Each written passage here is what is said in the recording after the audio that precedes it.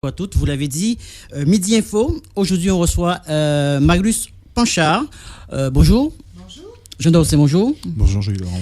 Alors, Marius Panchard, peut-on dire de vous, à l'heure actuelle, à l'heure où nous parlons, que vous êtes ancienne ministre ou bien encore vous êtes encore ministre?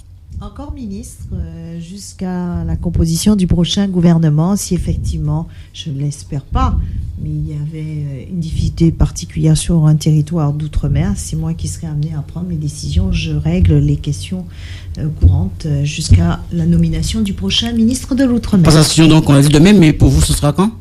La passation, au vu des informations que nous avons, entre le président Hollande et le président Sarkozy, ça se fait demain, vous le savez. J'ai cru comprendre que le gouvernement serait annoncé pour mercredi, donc la passation pourrait intervenir mercredi soir ou jeudi matin. Je verrai avec mon successeur, puisque j'ai cru comprendre qu'il y aurait dans la foulée un conseil des ministres. En tout cas, j'ai dit que je serai ministre jusqu'à la dernière minute, donc je repars mardi pour remplir une obligation, parce que c'en est une, de faire cette passation qui est très importante lorsqu'on prend des fonctions comme celle de ministre chargé de l'outre-mer. Vous avez occupé ce poste, Madame Panchard, pendant 3 ans. On peut dire, quel souvenir gardez-vous? On sent un peu d'émotion. Oui, le souvenir le plus fort, ça a été ma nomination, parce que vraiment, beaucoup font le siège à un moment donné pour être ministre. Moi, je suis arrivée le matin conseillère à l'Élysée et je partais le soir avec un officier de sécurité, une voiture, et j'étais nommée ministre chargée de l'outre-mer, secrétaire d'État à l'époque. Je m'y attendais vraiment pas. Donc ça, ce sont des moments très, très importants de votre vie. Et puis surtout, je le dirai à mon successeur, s'il n'a pas occupé des fonctions ministérielles, lorsqu'on siège la première fois au Conseil des ministres, ça vous marque et vous ne l'oubliez jamais. La Rio Dino, vous avez quand même eu à traiter pas mal de dossiers, notamment ceux des ultramarins. Avez-vous le sentiment, au moment où vous allez faire la passation de pouvoir, il y a eu un dossier ou une chose que vous n'avez pas eu le temps de faire?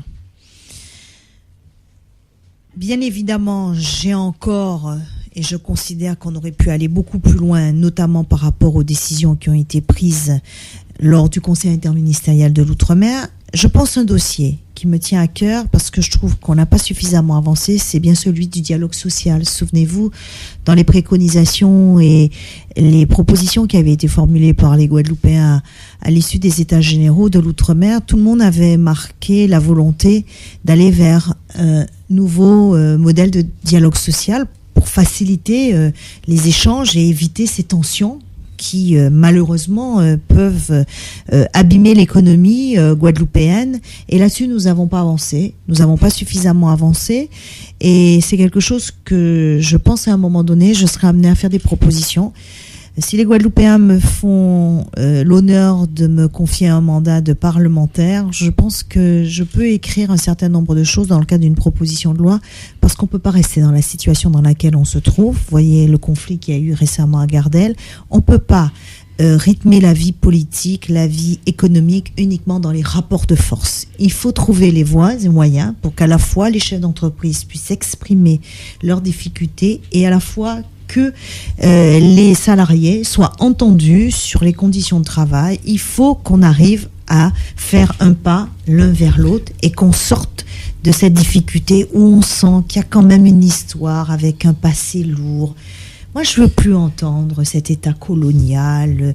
Je crois qu'il faut regarder l'avenir en face et essayer de construire la Guadeloupe. C'est ce qui m'intéresse. Et si je peux prendre part au débat politique et au débat public, donc je le ferai. Donc pour vous, le dialogue social réglerait beaucoup de choses au pays? Oui, parce que je pense qu'il y a beaucoup d'incompréhension. Quand on arrive à se parler, quand on arrive à comprendre l'autre, je pense qu'on peut avancer. Vous connaissez mieux les Guadeloupéens, nous sommes Guadeloupéens. Il y a bien quelque chose qu'on ne supporte pas, c'est quand on a pris une position, on ne veut pas faire d'œil. Oui, tranché, bien tranché. Tranché. Et on a du mal à faire admettre des points de vue et à faire changer les positions des uns et des autres, parce que on est toujours dans le rapport, t'as là qui gagne, t'as là qui pède, on fait pas d'ayé. Il faut sortir de ça.